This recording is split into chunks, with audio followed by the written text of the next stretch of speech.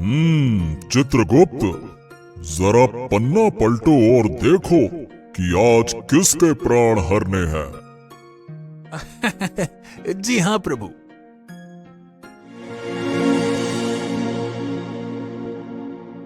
महाराज, मृत्युलोक में एक कमजोर गधा है, परंतु महाराज वो आपका परम भक्त है। काम से बचने के लिए ही सही, पर रोज आपको याद जरूर करता है। आज उसे दर्शन देकर उसके पन्ने का हिसाब खत्म कर दीजिए प्रभु। वाह! मृत्युलोक पर ऐसा भी प्राणी है जो मेरी भक्ति कर रहा है। वाह! हाँ प्रभु, आप तो वो देखिए। अरे चल रे धनुआ, आज बहुत काम है और बहाने मत बनाना। अरे नहीं नहीं नहीं, आज फिर मेहनत करनी पड़ेगी। हाँ, मुझे कुछ तो करना होगा। रामू भैया, मेरे पैर में बहुत दर्द हो रहा है, मैं ठीक से चल भी नहीं पा रहा हूं। अरे रे रे रे रे रे, मेरी लीला खत्म करो यमराज और मुझे दर्शन दो। ओफो, फिर शुरू? अरे रोज रोज तू यही ड्रामा करता है। सीधे से चल, कुछ नहीं हुआ है तुझे, चल। धनुआ का बहानेबाजी का सिलसिला यूं ही चलता रहता। कभी पेट दर्द तो कभी पैर में तकलीफ। हर दिन उसका कुछ न कुछ नया नाटक लगा ही रहता था।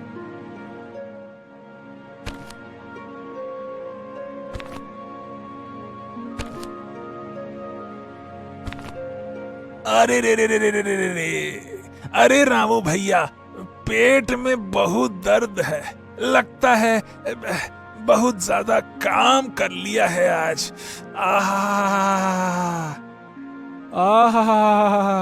अबे तूने अभी काम किया ही कहाँ है? अभी तो सिर्फ यहाँ तक आया है। काम तो अब करना है तुझे। चल, बड़ा आया, बड़ा काम कर लिया। अब तो मुझे दर्शन दे दो यमराज, दर्शन दे दो। गधा इसी तरह यमराज को याद करते हुए चलते जा रहा था। कुछ दूर चलने के बाद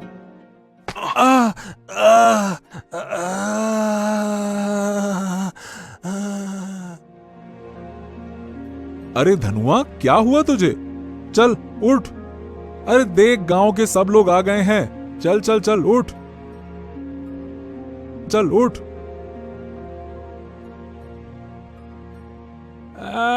रामू भाई, लगता है कि इसे यमराज ले गए। हाँ, लगता है मेरे धनुआ का समय आ गया है। रामू को लगा कि धनुआ का अंत आ गया है। गांव के लोग भी आकर उसे सांत्वना देने लगे।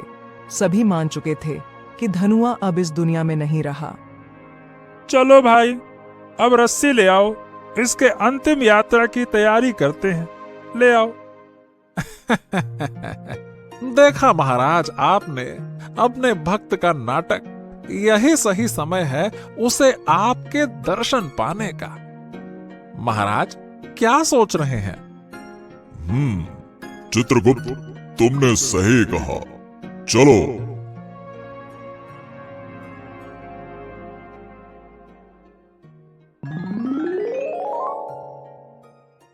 यमराज को प्रकट होते देख गांव वाले डर से अपने कदम पीछे कर लेते हैं। तेरी भक्ति से मैं बहुत प्रसन्न हूँ धनुआ। इस तरह रोज रोज मुझे याद करने से तुम्हारी फरियाद पूरी हो गई। आज तुम्हारा समय समाप्त हो गया है। चलो मेरे साथ। अरे रे रे रे रे, ये तो सच में यमराज आ गए। अरे महाराज, इस बात को इतना सीरियसली लेने की जरूरत क्या थी? अरे यमराज जी, आप इतने भयानक लग रहे हैं कि आपको देखकर मेरी जान ही निकल गई। क्या आप थोड़ी देर आराम से बात नहीं कर सकते? यमराज धनुआ की चालाकी को नहीं भांप पाए और थोड़े नरम पड़ गए। हाँ ठीक है धनुआ, तुम मेरे प्रिय भक्त हो, बोलो क्या कहना चाहते हो? यमराज जी, मैं सोचता हूं कि आप जैसे महान देवता अब भला गधों की आत्मा लेने क्यों आते हैं? मेरा क्या है, मैं तो साधारण सा गधा हूं। आपके जैसा कोई इतना महान देवता को मुझ जैसे गधे को ले जाने की क्या जरूरत? गधे की बात सुनकर यमराज सोच में पड़ जाते हैं। तुम्हारी बातों में थोड़ा तो दम है, लेकिन नियमों के अनुसार किसी को छोड़ा नहीं जा सकता। देखिए यमराज जी, अगर आप मुझ जैसे साधारण गधे की आत्मा को लेने आएंगे तो आपका मान घटेगा। आपकी महानता को यह शोभा नहीं देता कि आप मुझ जैसे गधे को अपने साथ ले जाएं। ये बात भी सही है, लेकिन नियम?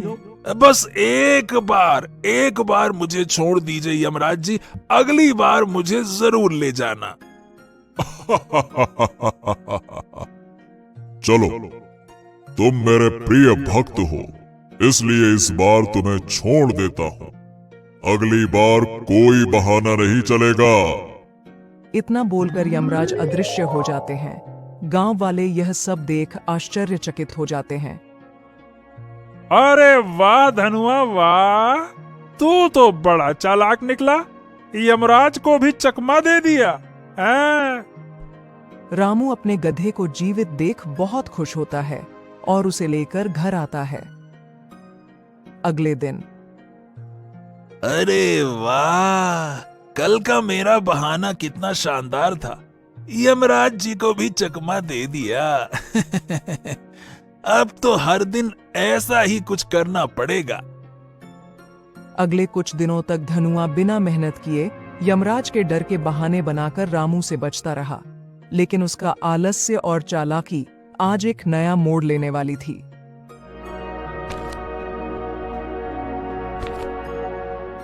अरे वाह, ये बहानेबाजी का तरीका तो कमाल का है। रामू भैया भी मेरी हर दिन बात मान लेते हैं। ऐसा लगता है कि जैसे मेहनत तो मेरे नसीब में है ही नहीं। वाह वाह वाह वाह वाह। अरे रे रे रे रे रे, ओहो रामू भैया, लगता है कि इस बार सच में आखिरी समय आ गया है। अब तो लगता है कि बस मेरे प्राण निकलने ही वाले हैं। अरे धनुआ, क्या हुआ तुझे? चल उठ। धनुआ, तुम मुझे याद करके मेरा काम बढ़ा रहे हो। हर बार तुम्हारे लिए आना पड़ता है। आज तुम्हें अब मेरे साथ चलना ही होगा। अरे यमराज जी, आप फिर से देखिए, सच में इस बार मैं तैयार था, लेकिन आपकी उपस्थिति देखकर मेरे मन में एक बात उठी है। धनुआ, तुम्हें अब बहाना बनाने का कोई मौका नहीं मिलेगा। चलो ठीक है, बताओ क्या कहना चाहते हो? यमराज जी, आप तो महान हैं, लेकिन एक छोटी सी विनती है। आप मेरे रामू भैया को तो देखिए। अगर मैं चला गया तो मेरे रामू भैया कितने दुखी हो जाएंगे। अब मेरे अलावा इनका है ही कौन? हाँ यमराज जी, धनुआ के बिना मैं काम कैसे करूंगा? यमराज जी, मुझे लगता है कि शायद मेरा समय अभी पूरा नहीं हुआ। अगर आप मुझे छोड़ दें तो मैं पूरी ईमानदारी से काम करूंगा और रामू भैया की कुछ दिन और सेवा करके थोड़ा पुण्य प्राप्त कर सकूंगा। ठीक है धनुआ, ये तुम्हारा अंतिम अवसर है। अब से बहानेबाजी नहीं चलेगी, बिल्कुल नहीं चलेगी। बिल्कुल यमराज जी, बिल्कुल। अगली बार कोई बहाना नहीं चलेगा। यमराज हंसते हुए अदृश्य हो जाते हैं और धनुआ अपने बहानेबाजी के जाल में एक बार और बच जाता है। अब उसे समझ आ गया था कि मरने का नाटक करते ही उसकी इच्छाएं पूरी करने यमराज फौरन आ जाते हैं। इसलिए अब धनुआ सावधान रहने लगा। समय बीतता गया। धनुआ ने अपने आखिरी अनुभव के बाद एक वादा किया था कि अब कोई बहाना नहीं बनाएगा, परंतु उसकी पुरानी आदतें फिर से सिर उठाने लगीं। एक दिन जब वह रास्ते में था, उसकी चालाकी की फितरत फिर से जाग उठी। अरे धनुआ, अब क्या हुआ? जल्दी चल, हमें बाजार तक पहुंचना है। अरे रे रामू भैया, लगता है मेरे पैर में कुछ गड़बड़ है। एकदम से जोर का दर्द उठा। अरे रे रे रे रे रे रे। शायद यमराज जी फिर से मुझ पर नजर रख रहे हैं। ये दर्द हुआ। अच्छा, अरे धनुआ, अब ये चालाकी नहीं चलेगी। यमराज जी ने आखिरी बार कहा था कि अब कोई बहाना नहीं चलेगा। चल चल उठ और काम कर। अरे ये मैंने क्या कर दिया? धनुआ, तुमने मेरे धैर्य की परीक्षा ले ली है। हर बार मुझे आवाज लगाकर बुलाते हो, फिर मेरे साथ जाने से इनकार करते हो, कतराते हो।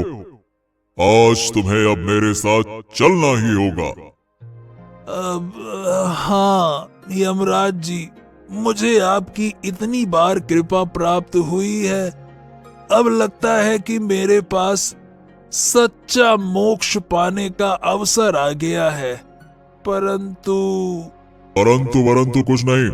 ये तुम्हारा किंतु परंतु बहुत खतरनाक है। अरे हर बार ये तुम्हारे परंतु शब्द मुझे विवश कर देते हैं और मुझे खाली हाथ लौटना पड़ता है। यमराज जी, आप मेरे भगवान हैं और मैं आपका परम भक्त हूँ। मैं ये कैसे सहन कर सकता हूँ कि धरती पर आपके बारे में लोग कुछ भी बोलें। क्या मतलब है तुम्हारा? यमराज जी, मैंने धरती के लोगों को सुना है कि आप अपने भक्तों को खुश करने के लिए कभी कभी झूठ का सहारा भी लेते हैं। धनुआ, ये कैसी बातें कर रहे हो? झूठ का सहारा लेना हम देवताओं का कार्य नहीं है। हम तो सच्चे और न्यायप्रिय हैं। हमारे जबान से निकला एक एक वाक्य सत्य होता है। नहीं यमराज जी, मुझे तो यकीन नहीं होता। अगर ये सच है तो कृपया मेरे सर पर अपना हाथ रखकर मेरे सवालों का जवाब दीजिए, तभी मुझे विश्वास होगा, अन्यथा नहीं होगा। अच्छा, तो इसमें कौन सी बड़ी बात है धनुआ? मैं अभी तुम्हारे सर पर हाथ रखता हूँ। ये लो, पूछो जो भी पूछना है। तो बताइए यमराज जी, अपने भक्तों को लंबी उम्र का आशीर्वाद देने के लिए आप कौन से शब्द का उच्चारण करते हैं? बस इतनी सी बात। दीर्घायु भवः। अरे महाराज, आपने ये क्या कर दिया? इस गधे को दीर्घायु का वरदान दे दिया। महाराज, आप ही ने कहा है कि आपके मुख से निकली एक एक बात, एक एक वाक्य सत्य होता है। अब तो आपने मेरे सर पर हाथ रखकर दीर्घायु का वरदान भी दे दिया है। अब तो आप अपने वचन से नहीं मुकरेंगे, है ना प्रभु? अरे धनुआ, तू तो बड़ा ही सयाना निकला। अपनी चालाकी से आज तो मुझे भी मात दे दी और ऐसा आशीर्वाद दिया जैसे ब्याज समेत उधार वसूल कर रहा हो। सच में, भक्त चाहे साधारण हो या बड़ा, भगवान को तो उसके प्रेम और भक्ति के आगे झुकना ही पड़ता है। ये आज मैंने अपनी आंखों से देख भी लिया। यमराज मुस्कुराते हुए वापस लौट गए और धनुआ ने लंबी उम्र का वरदान पाकर आराम से अपनी जिंदगी बिताना शुरू कर दिया।